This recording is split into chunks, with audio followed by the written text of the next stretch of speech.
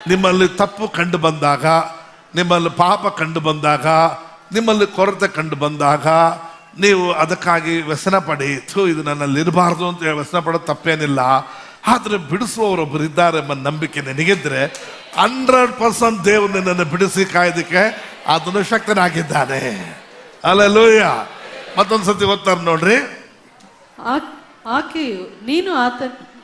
ಆಕೆಯು ಒಬ್ಬ ಮಗನನ್ನು ಹಡೆಯುವಳು, ನೀನು ಆತನಿಗೆ ಯೇಸು ಎಂದು ಹೆಸರಿಡಬೇಕು, ಯಾಕಂದರೆ ಆತನೇ ತನ್ನ ಜನರನ್ನು ಅವರ ಪಾಪಗಳಿಂದ ಬಿಡಿಸಿ ಕಾಯುವನು ಅಂದನು. ಏನ್ ಮಾಡ್ತಾನಂತ ಆತನು?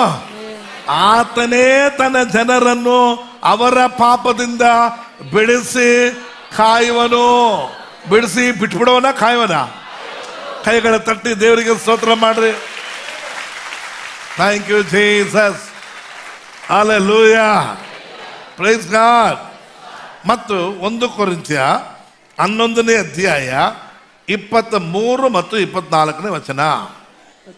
ನಾನು ನಿಮಗೆ ತಿಳಿಸಿಕೊಟ್ಟ ಉಪದೇಶವನ್ನು ಕರ್ತನಿಂದ ಹೊಂದಿದೆನು.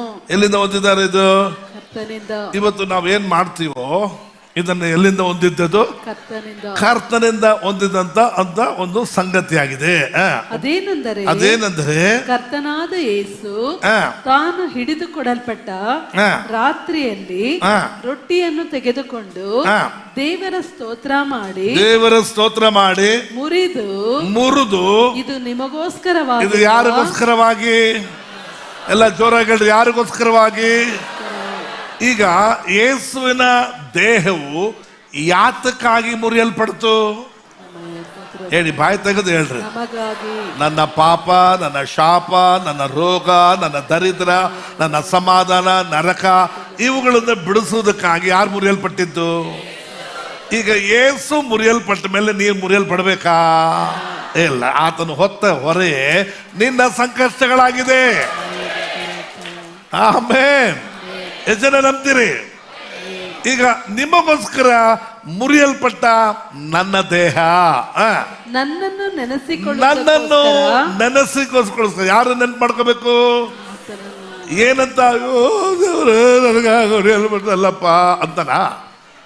ಆತನನ್ನು ಯಾಕೆ ನೆನಪು ಮಾಡ್ಕೊಬೇಕು ಅಂತಂದ್ರೆ, ಎಲ್ಲ ಗಮನವಾಗಿ ಕೇಳ್ರಿ. ತುಂಬಾ ಜನ ಕರ್ತನ ಭೋಜನಕ್ಕೆ ಬರುವಾಗ ಅವತ್ತೇ ಪಾಪ ಎಲ್ಲ ನೆನಪು ಮಾಡ್ಕೊಂತಾರೆ. ಅವ್ರು ಏನೇನು ಮಾಡಿದ್ರು ಬೇರೆ ದಿನ ಜ್ಞಾಪಕ ಬರೋಲ್ಲ. ಇಲ್ಲಿ ಬಂದ ಮೇಲೆ ಕೈಗೆ ಬರುವಾಗ